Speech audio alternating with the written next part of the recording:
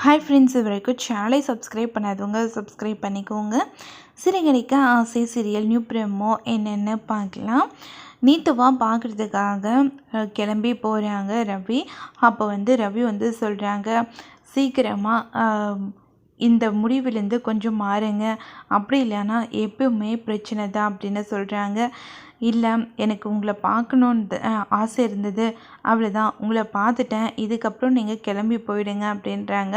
அது கேட்ட உடனே ரொம்பவே சந்தோஷமாக இருக்காங்க ரவி. இதுக்கப்புறம் என்னை கூப்பிடாதீங்க, நான் ஸ்ருதியோட ஹஸ்பண்ட் அப்படின்றாங்க. அதெல்லாம் ஒன்றும் இல்லை, நீங்கள் ஸ்ருதியோட ஹஸ்பண்டாக கூட இருந்துக்கோங்க, எனக்கு தேவையில்லை. ஆனால் நான் உங்களை லவ் பண்ணிகிட்டே தான் இருப்பேன், எனக்கு உங்களை ரொம்ப பிடிக்கும், உங்களை மட்டும்தான் எனக்கு பிடிக்கும் ரவி, நீங்கள் என்னை லவ் பண்ணவே தேவையில்லை அப்படின்றாங்க.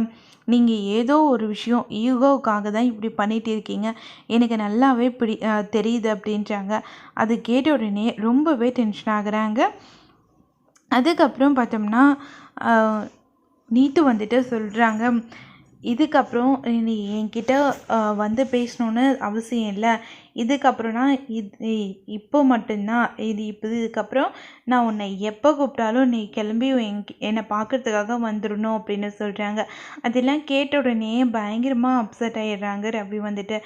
நான் இதுக்கப்புறம் நீங்கள் எவ்வளோ தான் கூப்பிட்டாலும் நான் கண்டிப்பாக வரப்போகிறதில்ல அப்படின்னு சொல்கிறாங்க ரவி. நீங்கள் வரலினா கண்டிப்பாக இதே மாதிரி நான் நிறைய டேப்லெட்ஸ் எடுத்துப்பேன் அப்படின்னு சொல்கிறாங்க. அதெல்லாம் கேட்ட உடனே ரொம்பவே அப்செட் ஆகுறாங்க நம்ம ரவி. என்ன பண்ணுறதுன்னு தெரியாமல் அவங்க கிளம்பி போயிடுறாங்க. கிளம்பி போனதுக்கப்புறம் ஸ்ருதி பயங்கரமாக நிற்க வச்சு கேள்வி கேட்குறாங்க. என்ன, உனக்கு கொஞ்சம் கூட அறிவே இல்லையா, எதுக்காக இப்போ கிளம்பி போனேன் அப்படின்னு யோசிக்கிறாங்க.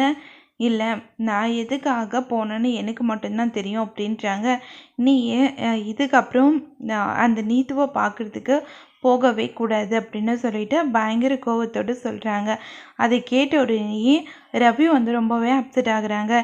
என்னோட கவலை எனக்கு மட்டும்தான், வேறு யாருக்கும் என்னை பற்றி தெரியணும்னு அவசியமே கிடையாது அப்படின்னு ரொம்பவே ஃபீல் பண்ணிக்கிட்டு இருக்காங்க.